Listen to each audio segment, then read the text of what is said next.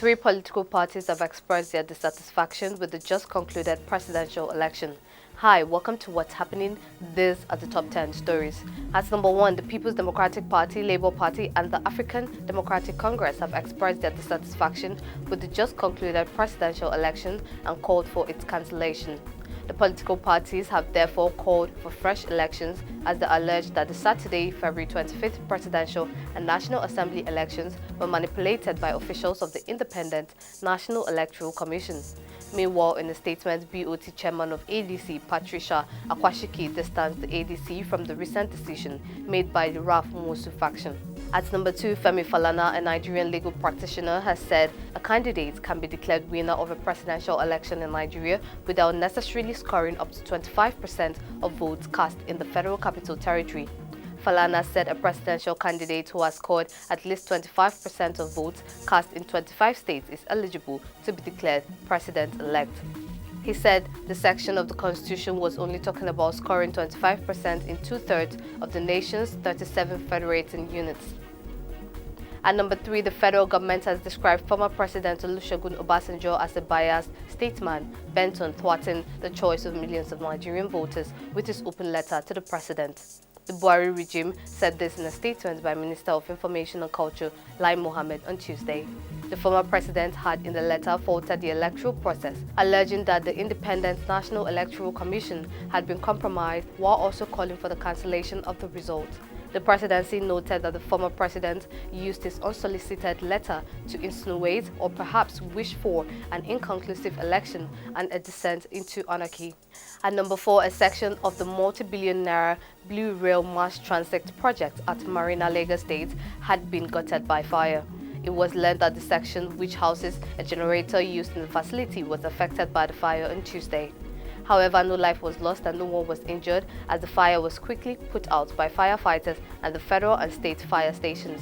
The Lagos State Police Public Relations Officer Benjamin Hundeyin confirmed the incident. At number 5, the 2023 House of Representatives elections in Kaba, Bunu, Ijumu have been declared inconclusive by the Independent National Electoral Commission. This follows the difference between the margin of winners and cancellation of results in 2 polling units of the federal constituency.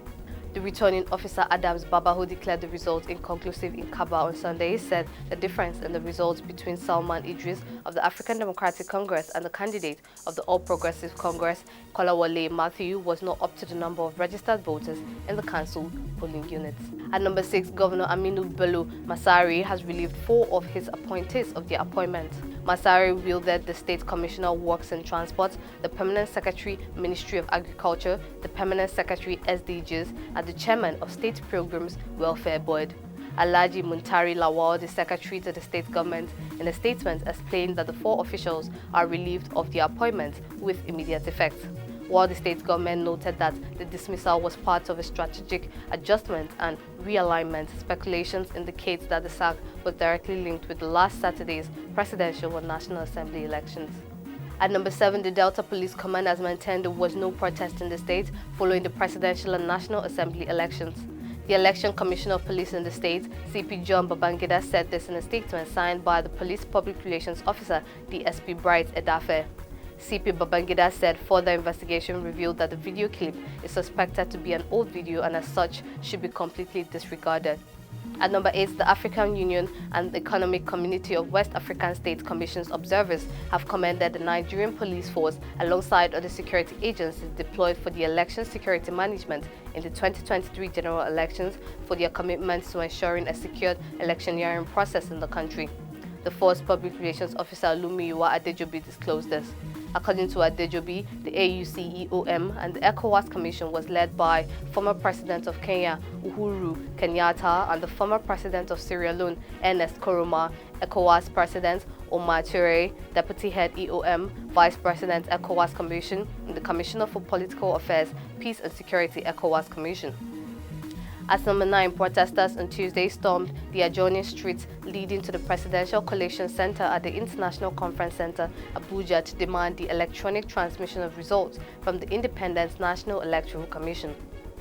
Contrary to reports in some sections of the media, the protesters did not go close to the collation center. The protesters, who claimed to be members of different political parties, expressed dissatisfaction over the refusal of INEC to transmit results electronically. Finally, at number 10, Professor Charles Adias, the state collation officer for the presidential election result in Rivers, has adjourned collation of results till further notice. Adias, while briefing journalists in Port Harcourt on Tuesday, said that the adjournment became imperative in view of alleged threats to his life by particular political party supporters.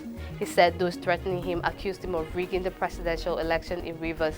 Adias explained that he was not involved in result collation and announcement at the local government level before their arrival to the Commission's headquarters in Port Harcourt.